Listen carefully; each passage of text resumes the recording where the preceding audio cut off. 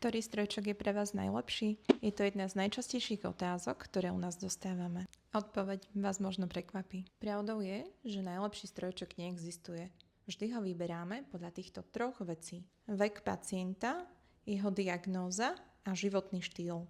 U detí v období rastu najčastejšie používame funkčné a myofunkčné aparáty. Možno vás prekvapí, že ich hlavným cieľom nie je vyrovnávať zuby. Pomáhajú nám upravovať vzájomnú polohu čelusti. Vytvárajú dostatok priestoru pre prerezanie trvalých zubov.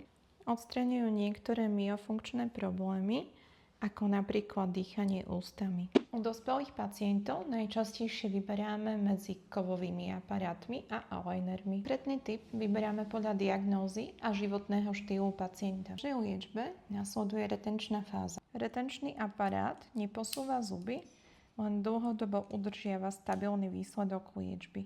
Najlepší strojček teda nie je ten najmodernejší alebo najdrahší, ale ten, ktorý rieši váš konkrétny problém.